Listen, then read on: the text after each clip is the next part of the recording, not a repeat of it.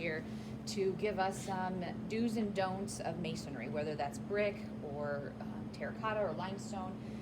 We really just want to be able to educate everybody on, mostly we were thinking about historic buildings, but there are houses that are made of masonry, so we're just really thankful that you guys are here to learn some more about it today.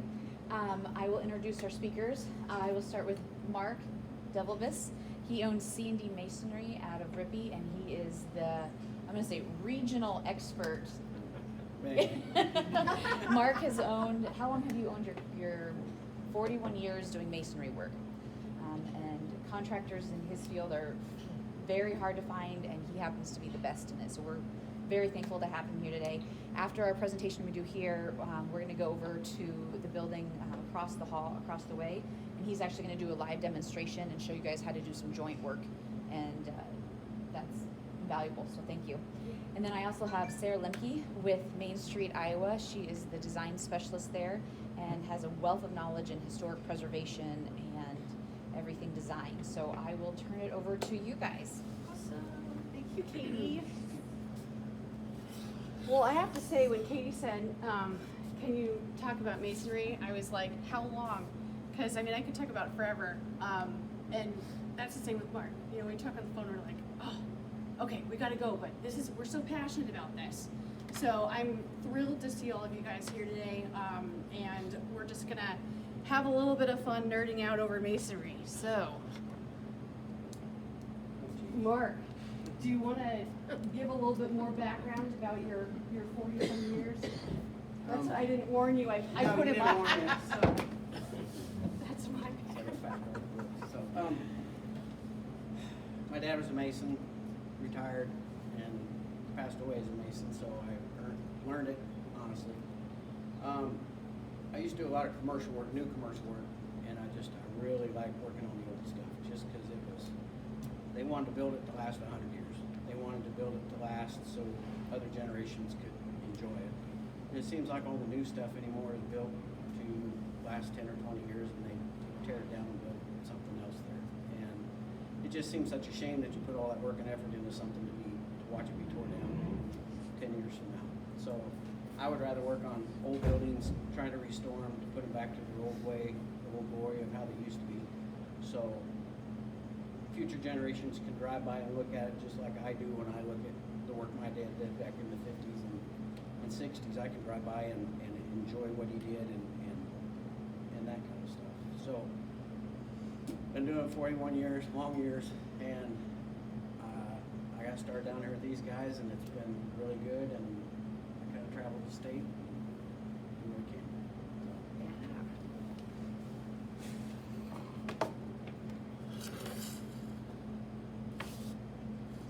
Figure out where this goes.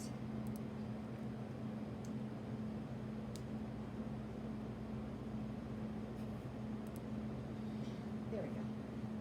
And then, as Katie was saying, I'm Sarah Lemke. I'm a licensed architect and the design coordinator for Main Street, Iowa.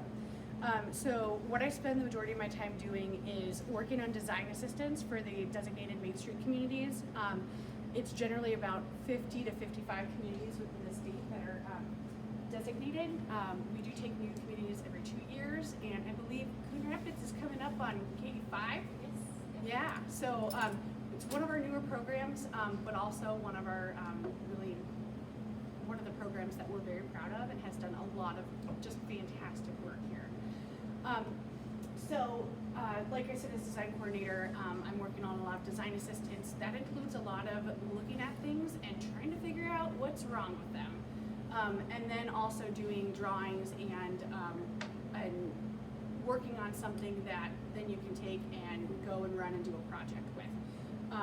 If there's anything that comes up randomly on any of those projects too, I also kind of try to troubleshoot, and we're a free service with the state, so if there's ever any questions on historic project, you can call up our office, and we can try to help you the best we can on it.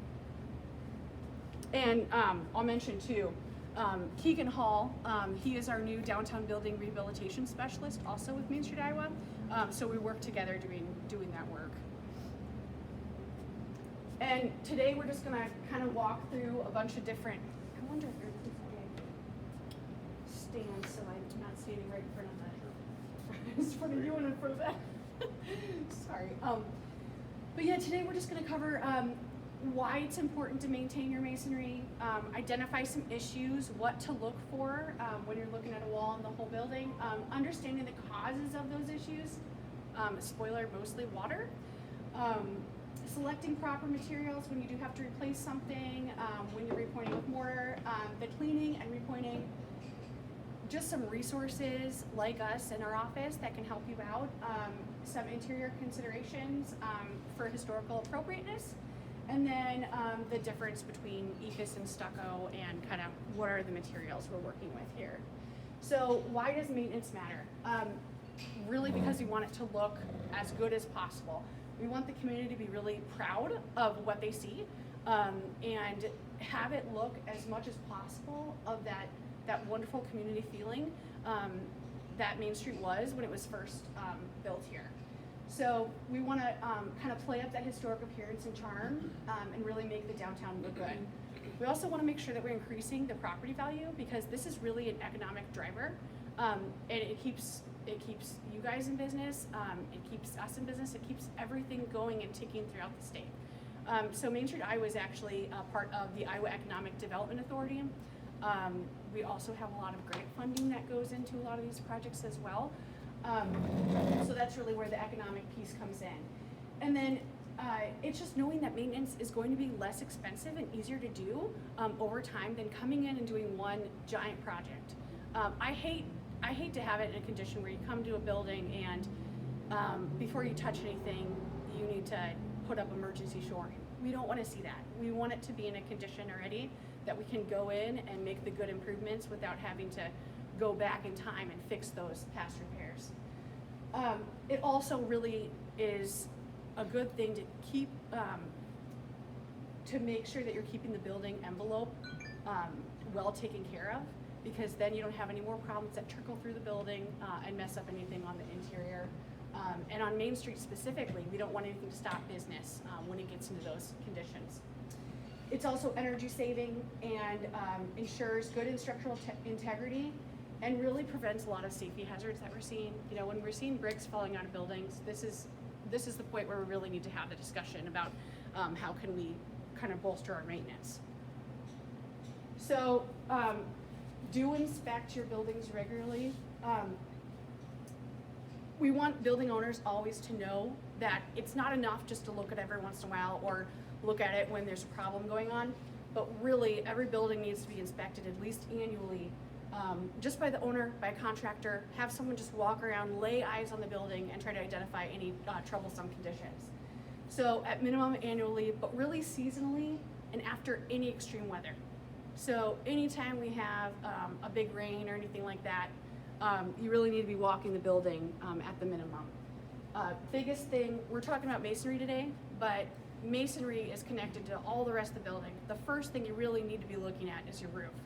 So you want to make sure that you can, one, access the exterior. A lot of people have difficulty even getting up there, and it makes it really hard to ask a building owner to go up there and look at their roof periodically if they have no way to get up there besides a ladder off of someone else's roof onto their roof to, you know, whatever. And that's just not safe anyway. So we want to make sure that there's good access to be able to inspect that. We also want to make sure that all the flashing is correct. So, or terracotta cap or whatever you have along the parapets. Make sure that all of the vertical to horizontal joints are properly detailed so that there's no water getting in and going all the way down your walls. And then also looking at the upper story, a lot of buildings that are the 2-story downtown historic commercial buildings, if they have an upper story that's not occupied, it could be a leak for a long time before someone notices it, and that causes a huge problem down the road.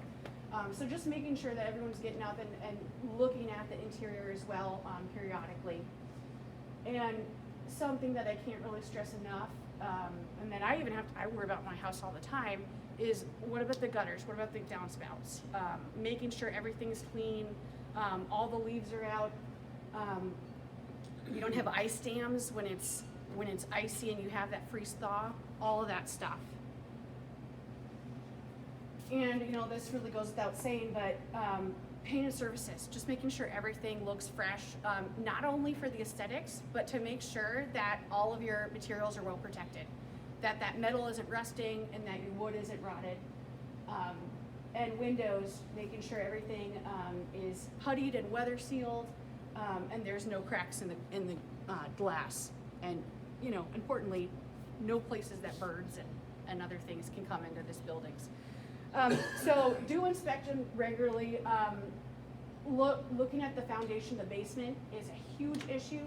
Look for standing water anytime, and just making sure that there isn't a lot of moisture in the basement. That's another area people just, if they don't use it, especially on the old buildings where they just have a dirt floor in the basement or something like that, where they're just not down there and they're not seeing these issues pop up. So it's good too if you're a contractor in the room, just, you know, every time you get to a building, just walk around and get a look at everything to just kind of lay eyes and make sure that too, the work that you do is going to be protected. So you don't want to do something and then immediately have something happen with the building and have to redo all that work anyway. So that's another thing to just be cognizant of. But the biggest thing that you really want to stress to you is how you're inspecting your masonry. We want to be looking for things like cracks in mortar, missing or washed out mortar. That's a big one when it's just been left and hasn't been repointed since the building was built. It can cause a lot of safety issues. Cracks in brick and spalling brick, which is where the faces of the brick are coming off.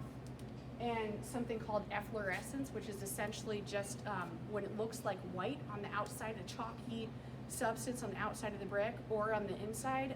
That's from water coming in and out of the brick and leaving some salts and minerals in a little residue.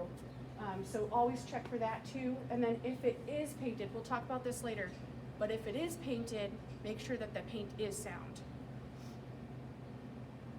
So right here, I forgot I was gonna have someone look and tell me if they could see anything.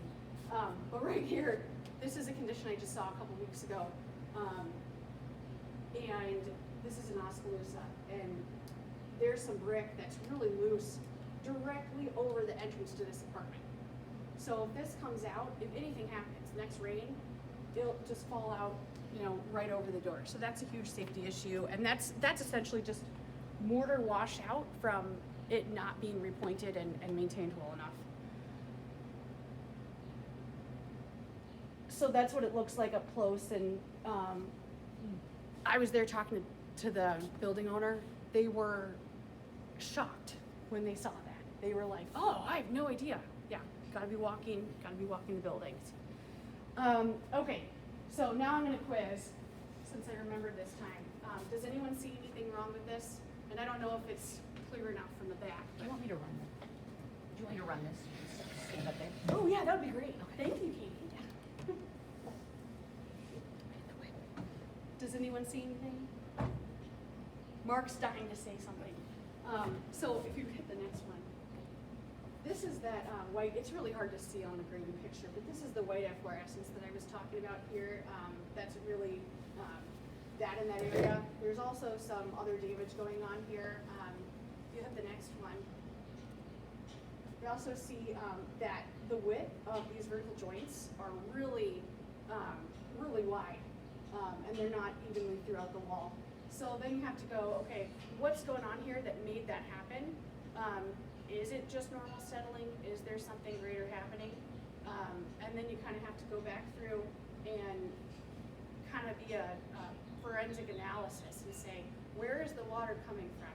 What's going on above this and below it to make that wall have that damage? There's also right there a little bit of a caulk in there too that someone tried to make a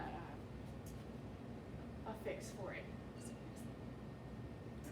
So also, this is another one that is a picture that has a lot of bricks balls, so the faces are popping off, and we'll talk about why that is later too. Mortar is too hard. I guess very soon. So yeah, so that happens a lot. People use the improper mortar, and we have some other stuff to talk about that too. So, you know, the biggest thing is really just don't ignore problems. When it gets to a state like this, it becomes a whole reconstruction situation. People oftentimes say we just have to demo this whole building when they see something like that. That's not the case. It really almost never is if you were able to come in and address it. But we just want to make sure it's not getting to this point. But don't just put Band-Aids on the issues and keep going with it. This picture says a lot because there's been a lot of piecemeal repairs done over time here. So we look at the crack here and think, okay, where's water getting in there? Because if you look up, the roof, the coping isn't right, and then also when they parged over it to try to fix it, and they took a little bit of a shortcut by parging it, then this whole joint here is just open. So what happened is they had water going all the way down and just popping off that parge coat. So as you can see, it caused even more damage than the condition of the brick before that happened, because all of the really cement, it wasn't stucco, it was very, very cement, cementitious mortar was just popping off of this thing, so don't do that. But do make sure to be looking at resources that we have for you. The National Park Service is a really great resource. They have, in particular relating to masonry, preservation briefs 1 and 2 go over cleaning and repointing. So it talks about all the methods, the correct way to do things. And if you do work on a historic project that is getting grant funding or using tax credits, you absolutely have to follow those standards to make sure that you get the money for that project. And I have a lot of these preservation briefs in my office, so if you ever need access to them and you don't know where to look, just let me know and I can email them to you. Thanks, Katie. Yeah. And another sort of historic pet peeve of mine, so I have to say it.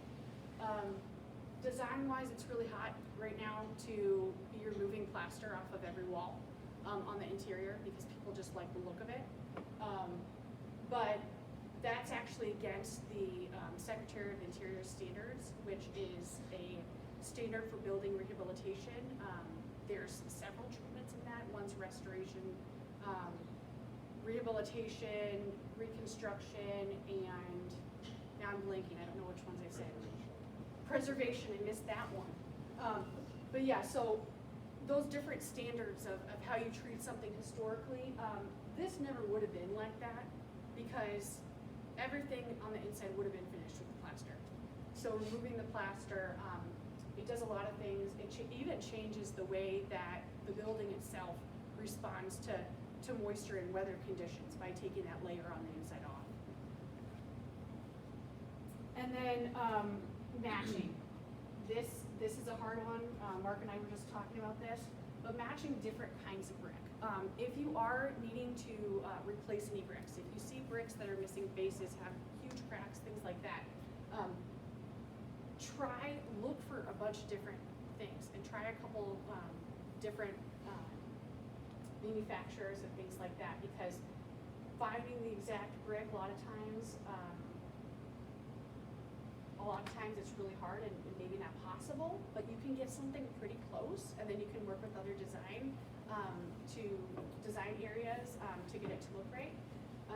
This is an example of a textured bark brick, and this isn't by a lot of people's standards historic. It was in the 50s, I think, but it's still an older building. Had a ton of damage because the original construction on it was, the architect did not detail it properly, so I had to come in and essentially tell them what areas that they had to fix to make sure that the building was handling moisture well, and they had to go in and replace a lot of bricks in that project. Don't drill into brick. This is another sort of design consideration. If you are installing anything on the exterior of a building, a lot of times people think that it's going to be better to install into the brick itself because they say, hey, brick's the hard part. We want to drill into something solid. We want it to really stand up. Well, that's exactly why you don't want to drill into it, because it is the main part of the wall. And it's much harder once you take something out to then go in and fill it or replace the brick or whatever you're gonna have to do. The mortar is the sacrificial element of the wall. That's the part that you want to weather and you want to replace. You want it to be the thing that you're drilling into. So this is just an example of a condition we often see on main streets. You've got some conduit, you've got the brackets for this sign too. And it's really fairly easy to work with the sign manufacturer or even to get the right bracket or even use a different bracket to slightly adjust where you're gonna put those anchors so that you can get all of them, even if they're in a small position into a mortar joint. A lot of times if it is a condition where it's a very small thing that you need to drill in and you've got multiple anchors and you know one of them's gonna make it into mortar and the other ones aren't gonna go in the brick, it's worth finding out if you're not too far down the line, if they can slightly modify it to have just a little bit longer of a bracket so that you can go ahead and go into mortar joints. Okay, I'm gonna let Mark talk now. Okay. So I need a break here.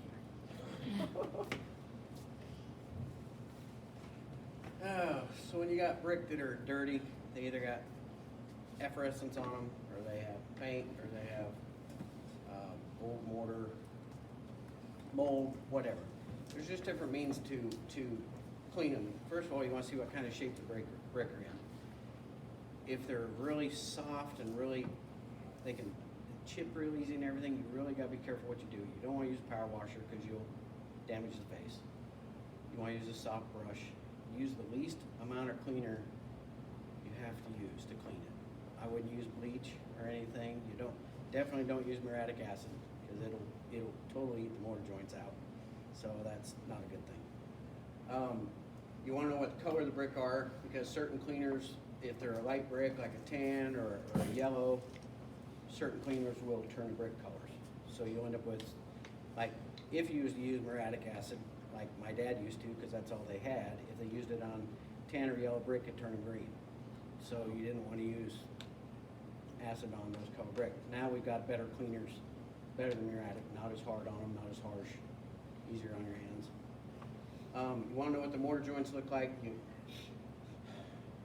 You don't want to wash them out. You don't want to, if you use too hard of a cleaner, say muriatic acid. Now I told you not to use it, but muriatic acid will turn mortar joints brown. So if you wash the brick wall and you're using muriatic acid, you're gonna probably turn the joints brown and it'll look gross. So just don't use muriatic acid. But certain cleaners will affect, because mortar joints are in a pH substance. So the more acidic you put onto it, the more reaction you have with the mortar joint, like vinegar and baking soda. So the stronger the acid, the more it's going to dissolve the pH, which is the mortar. You need to figure out, what's getting cleaned off. Do you have paint? Do you have mold? If you have mold or anything, just a real light power. If you use a power washer, a real light one, a fan of like a 40 degree, 65 degree, just the least as possible to get it off. Otherwise, a garden hose is actually preferred, and a small scrub brush. That's actually preferred.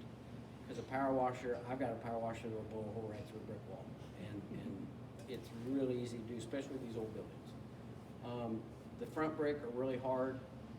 You think, I ain't gonna do any damage to them, and you end up doing damage to them. It either eats the face off or you blast out the mortar joint, and now you gotta figure out how to put the mortar back in the joint without seeing it.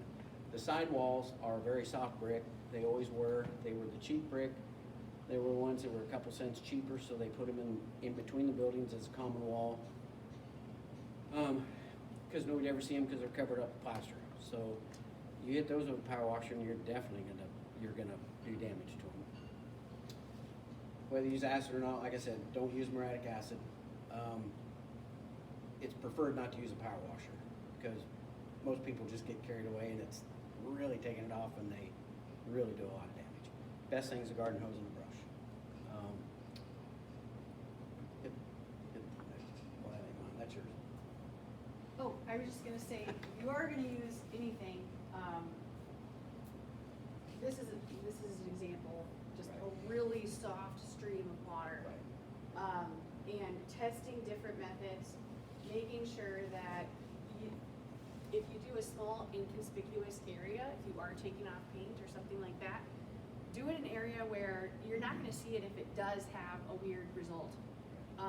But you wanna make sure you're doing all those test patches, because if you find if you do the first product and it takes it off, you go, great, okay, I'm done. You do the whole wall, oops. It's a lot harder to go back at that point. So that's why, best practices really are just to do little bits at a time to make sure it's getting the right result. Elbow grease is okay. Yeah. I mean, Yeah. you don't always take the easiest route because it usually ends up doing damage. So, generous means, there you go. Yep. That right there. So, we were talking about the mortar strength. So, the picture on the right, that had been tuck pointed prior. That's not the original mortar. It's too hard. So, it doesn't matter what brick whether it's brick made yesterday or brick made 100 years ago, the mortar you put in there, you want it to be weaker than the brick. So what happens is like those brick, those look like kind of a sandy brick. They're not going to be extremely hard. So it used to be when my dad was growing up, it was like, oh, that mortar is no good. You got to put in hard mortar. They didn't do it right. So they would put in like a type S mortar, just a spec mix, type S mortar, or throw the Portland to it because they wanted it strong. Well, it ended up doing damage, and that was cracking and all that spalting right there on actually both pictures, the same thing. But what it does is the weaker of the two, when water gets on it, the mortar absorbs the water, and when it's in the brick or in the joint, it soaks down into the brick. But if it freezes, the weakest of the two is going to break. Well, if it can't break the mortar joint, it's going to break the face of the brick. Once it starts popping the face of brick, now you got water really getting inside the brick, which freezes and pops more and more. It becomes a domino effect. So, like on that instance, of course, they had to replace those brick. But if you needed to tuck point it, you look at how the brick are and you just sample a couple of them. They make type S, which is, for masonry wise, is kind of the hardest that we would use. Then they got a type N, which is, a type S is like 3,000 PSI, almost the same as a concrete sidewalk. So it's really hard. Type N is going to be about 1,900 PSI, about half as much. You got a type O, which is like 700. And then they got lime putty, which is, some of these buildings may have it, but you're going to be able to take a screwdriver and just rake the joints out. That's lime putty. That's like 200 or 300 PSI. I mean, it's really weak. It's the best, but it's really weak. So you want, yeah, you got them right there. We don't use them. I can only think one time in my life I've ever used it. It's just not really ever used. But you got the S, the N, the O. I have no idea what K is. And L, which K is like really soft. softer than L. Yeah. I've never used K, but I've used the L lime putty. So you just want to make sure that, like, if you want to know what the mortar is, if you take a piece of it, a mortar joint, and if you can't break it, it's S. You can, a little bit of snap and it breaks, that's usually an N. If it's O, you're going to just grab it and it barely take any and it falls apart. If it's lime putty, it'll be powder before you take it out of the wall. I mean, there's no denying that it's lime putty. Lime putty you can buy. I mean, I guess maybe you guys can, but you can. You just have to go to a certain store and want lime putty. But for the most part, in all reality, if it's soft, just use an O, because that'll about cover everything. It's just really important. Picture on the left, somebody paid a whole lot of money for garbage. They paid somebody to come in and tuck point, and they just smeared about 1/8 of an inch over the top. They absolutely got took to the cleaner. So it's worthless. A mortar joint, no matter what you're doing, if you're going to use a grinder or a chisel, we've got new tools now. You all seen the fin tools, the vibrating for wood. Well, they make them for masonry now too, except the blades are a lot bigger, and they'll get right in there. They don't hurt the brick. They don't chip them out. It's just just like a fender, except there's two of them, they just slide back and forth. So, rule of thumb is, if you're gonna retuck point, you go 2.5 times the height of the joint. So if it's a 1/2 inch joint, you're gonna go an inch and a half back. If it's a 3/8 joint, you're gonna go about 1 1/4 inches. We always go 1.5 inches. The further the better, I mean. But if you go less than that, it's gonna fall out. It doesn't want to. You're not putting enough in there to sustainably keep it in the brick if they happen to move a little bit. There's not enough volume. Yeah, never use foam. Never, ever. See, her and I think alike, because I have another one that has just like this. Gave me a heart attack What? when I saw that. Oh, foam? Yeah, never use foam. Okay, so foam fills a lot of cracks, but it also, you might as well stuck a sponge in there, because every drop of water that ever hits that foam is gonna stay in that foam. And then pretty soon you're rotting it from the inside out, and next thing you know, you're rotted on the inside. And the other one is caulking. That's just as bad as foam. Caulking does the same thing. It really don't keep water out. Once it moves, it rips, and then it just holds water in. And you just want to put back what was in there. And the reason why the buildings over in Italy and Germany have been there for 1,000 years is not because of the brick, it's because of the mortar. And the mortar is super soft, but if the building moved or got damaged, they can always replace the mortar. You can't replace the brick. It's hard to replace the brick. So they're always over there retuck pointing, but they've been there for 1,000 years. So caulking and foam is definitely a no-no. Spray foam on the side of a building is an absolute no-no. That's as bad as doing that. Because you get a pinhole in it, or a bird pecks a hole in it, or it cracks from the sun, or whatever, and that water gets in there, it will never dry out. It will just be like, you can wring water out of that foam if you pull it apart. And it sits there and freezes and everything else. Hey, that's pretty cool. Yeah, so we step forward and then back again, but this is just what Mark was saying about the different kinds. K is just so soft. I mean, that is I've never used it. definitely one, whether it's interior, really historic, I used it on limestone that was burnt. So it was, you know what happens to limestone when you burn it? It becomes lime. So for that instance, we used K because it was really soft. But that's almost never the case. So that's why the O and the N is really, you know, where you're gonna wanna stay. Where are you going? And exactly for, you know, the reason he was saying, PSI, 750, 350, and as you're going down, you know that M is the strongest, and it's every other word of mason work, is the types of mortar. So that's how you can kind of remember it, and if you think, you know, what's harder, S or N, that's just a good thing to run through in your mind. Mason work, every other letter, and know that M is hard and K is really soft. The only reason I had said like 3,500 and I had said N was 1,700. I worked for a testing lab part-time, just helping them out, and we were breaking cylinders. So we were testing mortar cylinders.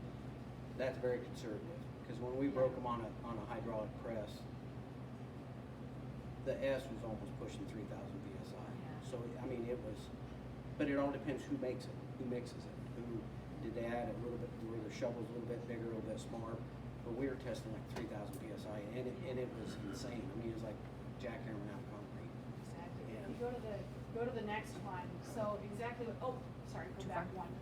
So exactly what you're talking about is, you know, the reason why we don't want to use the super hard mortar on a lot of things is because our historic bricks, a lot of them are way lower than that. And that can make a huge difference in how your building is wearing. So, yeah, type M is really severe weathering bricks with a lot of exposure, a lot of high wind, a lot of wind-driven rain, things like that. That's more when you use it in instances like that. Type S is for block, perfect for block foundations, block in ground. You want to use S. That's where you use M sometimes. Yeah, and zero exposure is, yeah, when it's below grade. So that you're not going to have that wind. You're not going to have. That's what I mean by exposure is how much of the elements is is this brick gonna get? I've worked on brick, I can tell you about most of these brick here, some of the center walls, just because a brick is sandy and it's soft doesn't mean it's bad. That's how they were putting walls. Yeah. Some of, I've been on brick where you could bust them, just snap them. They're still good brick, that's how they were made. Yeah. So, and then they just put them in the middle for filler. I mean, it was just, you had to put a wall in between that was fireproof, and that was the best, cheapest way to do it. Yeah, and the other part to that point too is that, when you're thinking about these strengths, it's really hard to judge it, in a silo. A wall is made up of brick and mortar. And the way that all the forces travel through the wall, and go in and out of the planes and the different widths of brick and everything, it all works together in a system. So, you change the structural capacity of your wall with both what mortar and what bricks you have in it. It's all work together.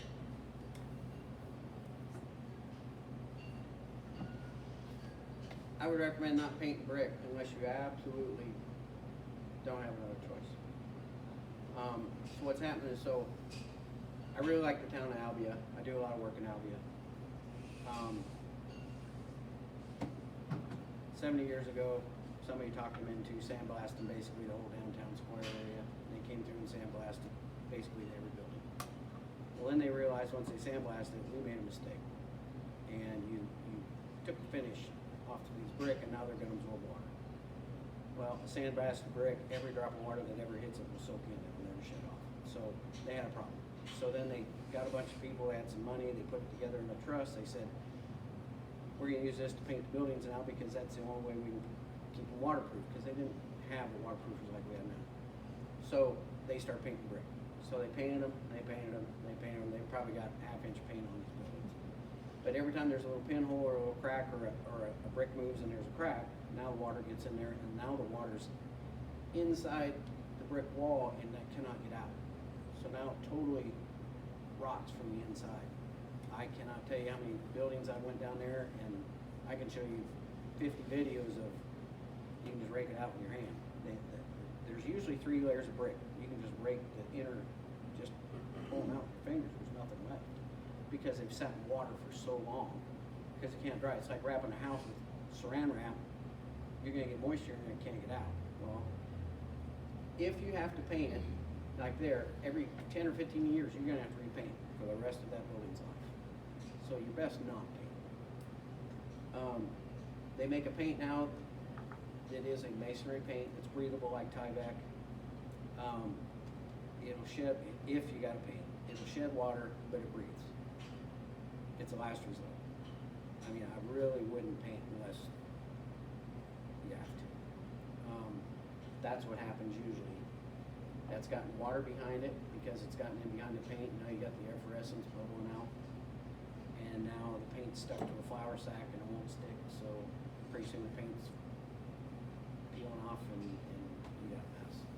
So, and now what do? How do you clean that and get all the paint off so you're back to a brick wall?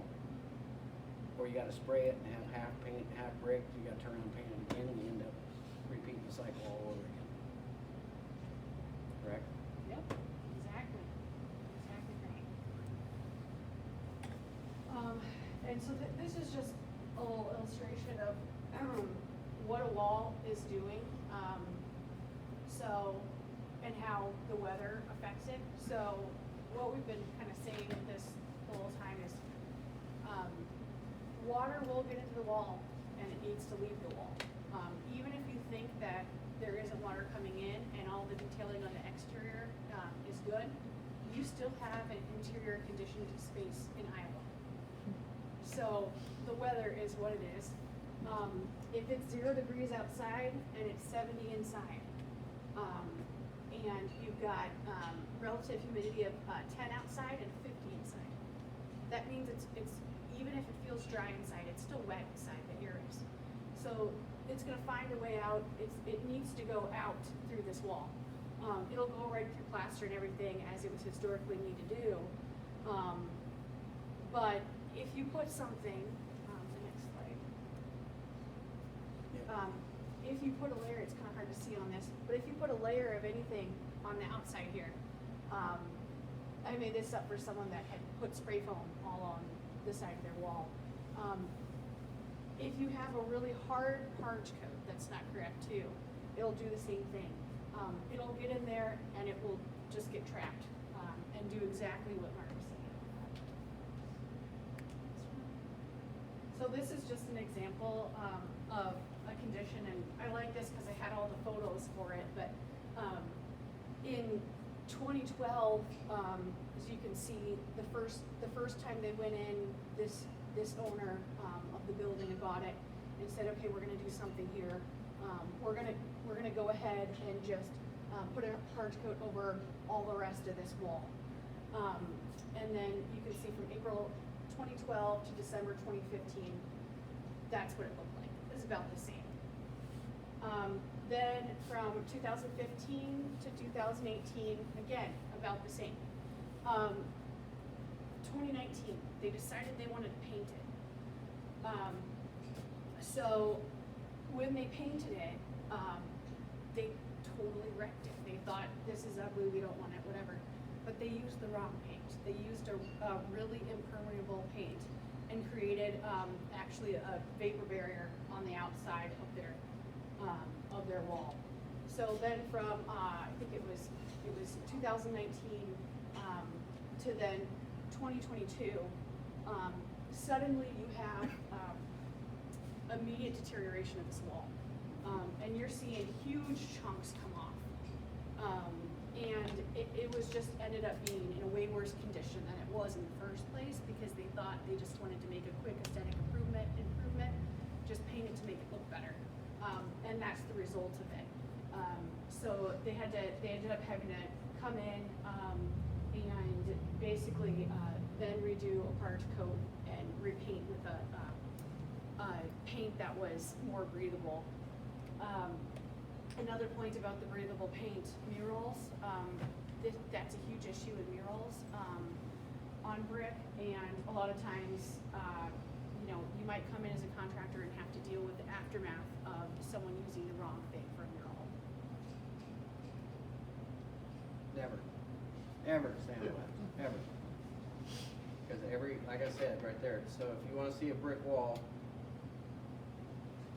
those two are perfect examples of immediately telling it's been sandblasted. So imagine taking your car and going out and taking every bit of wax off of it and every bit of protective coat off that car and expect it to last more than a couple years. It'll be gone. Well, that's the same thing with the brick. As soon as you've taken that protective coat off, every drop of water that will ever hit that building is gonna soak in and still shut off. So when you get to that point, the only thing you can do, ProSoco makes a wonderful siloxane-based product which is breathable. And I know historically wise they let us use it. That's your only hope. Either that or paint it, but paint, you don't want to paint it. So you put a siloxane-based sealer on there and it's breathable just like Tyvek, just like that paint we're talking about. And all it's going to do is you're going to shed the water now, keep it from soaking in, because as soon as you start getting those little pits, pretty soon a drop of water is going to set in there about November, and then it's going to freeze, and then you start getting a bigger pit, and then pretty soon you got cracks and you got the whole face popping off, and you end up with a mess. So never, ever let anybody talk you into sandblasting brick. They did a church in Guthrie Center, it about made me sick. A beautiful Catholic church, and they talked them into coming in and sandblasting it, and it's beautiful. They got it done, it's like, wow, that's impressive. But for the rest of that church's life, they're going to have to apply a water repellent, not a waterproof. Thompson's water sealer, throw it away. It's good for decks. Put it on wood, great. Never put it on brick, because there again, you're putting that vapor barrier that you don't want on there because it totally seals it like you wrapped it up in saran wrap. So you want a vapor barrier or a water repellent, not proof. You want to talk on that? You was going to talk about EIFS and stuff. EIFS, if you know what the EIFS is, that's where they stick styrofoam to the side, glue it on. I'm tossed on EIFS. Go ahead. Yeah, EIFS is good for some scenarios, and mostly just understanding that the difference between EIFS and stucco is that you know, people love EFIS because they can throw it up real fast.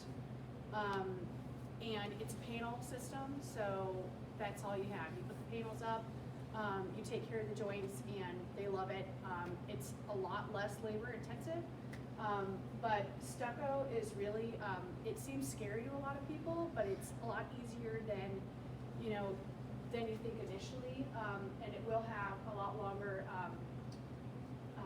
life and better performance over time.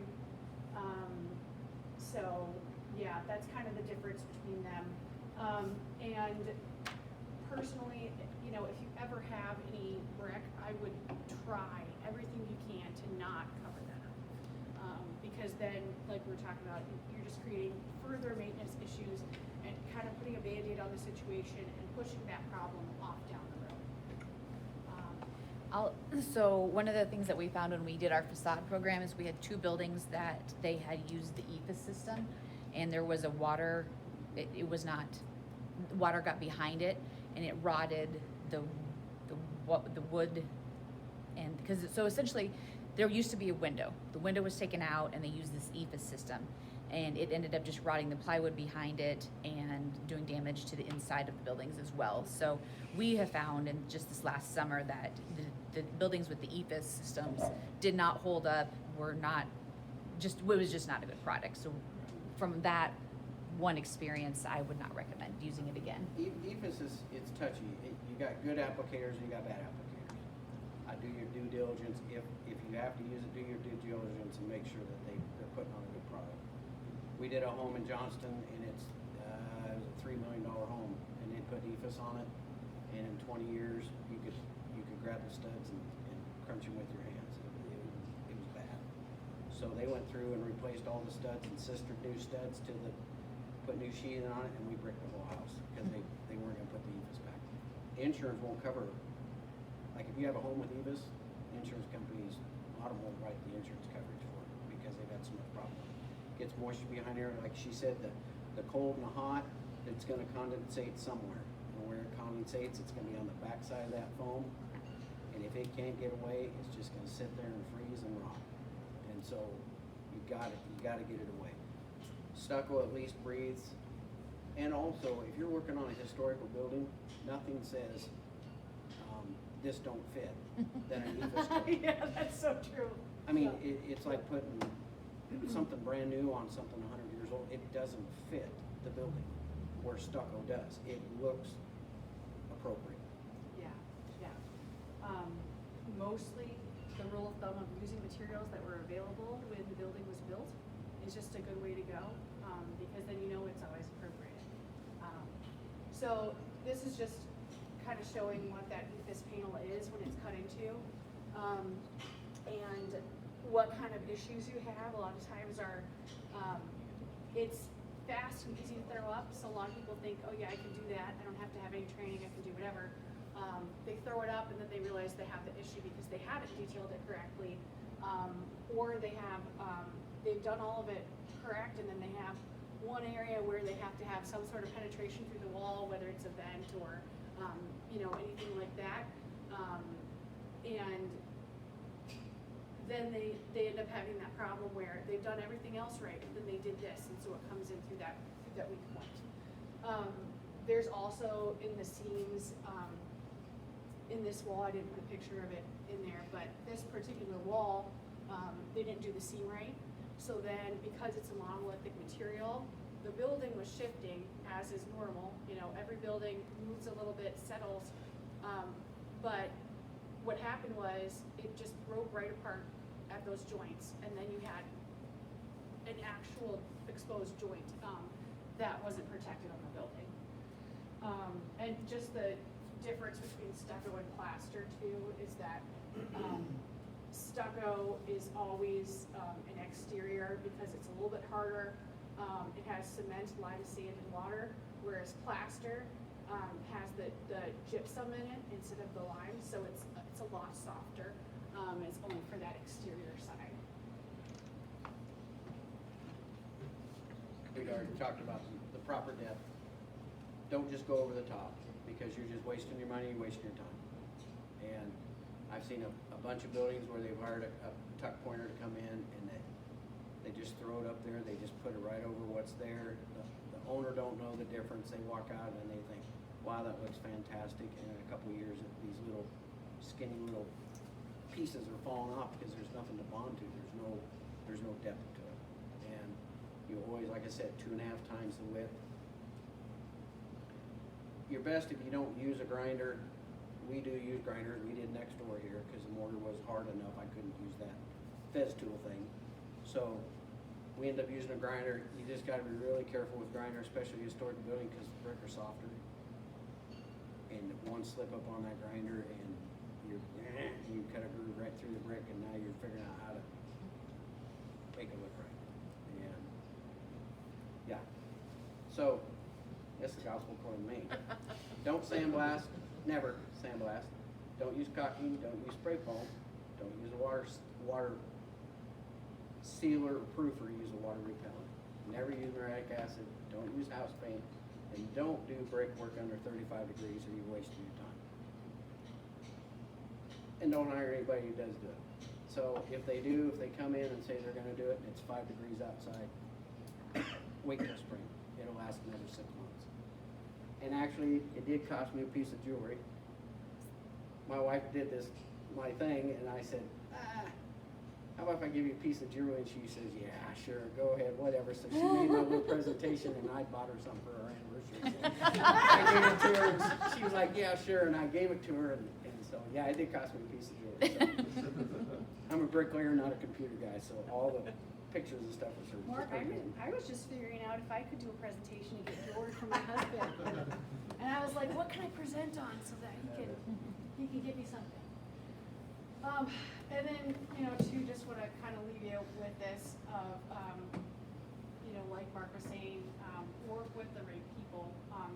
If you have questions, don't hesitate to reach out to someone who does know and ask. Sometimes these historic buildings can be a little bit of a mystery. Talk to someone who has stories and stories and stories like Mark of, I did this project here, this project here, this project here. Most of the time I find people are pretty nice and they want to help and they like, most people who do this work are really passionate about it like we are, really love what they do and would be really happy to share with you.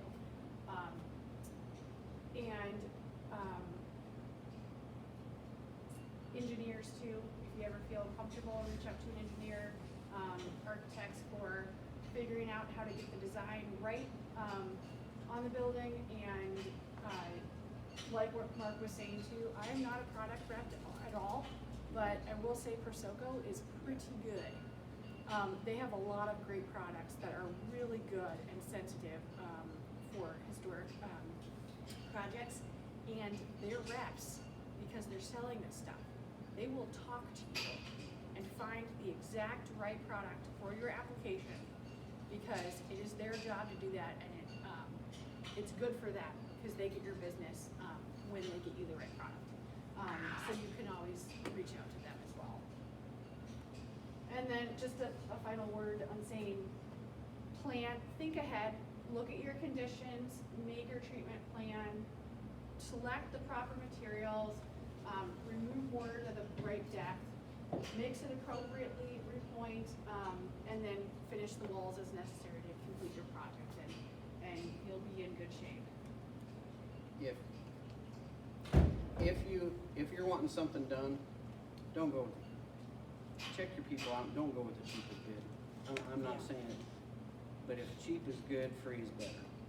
So anybody can.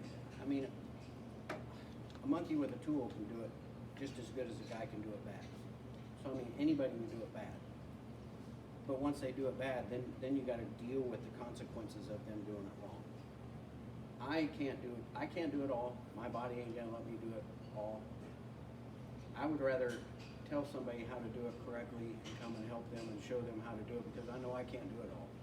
But if I can show somebody how to do it, and you can take care of your own building if you have to, and I know that it's an extension of what I done or what somebody else wants to do, and that building's gonna be here 50, 60 years from now. That's all that matters anyway. I mean, I love these old buildings. I love the detail work that nobody does anymore, you know? So I want to keep it around. If you have questions, you ask them, or they can give you my number. I don't have any problem because I can't do it all. So I'd rather have it done right. Anybody have any questions? I feel like we just threw a lot out, so. It's not hard, it's just dirty. So, And now,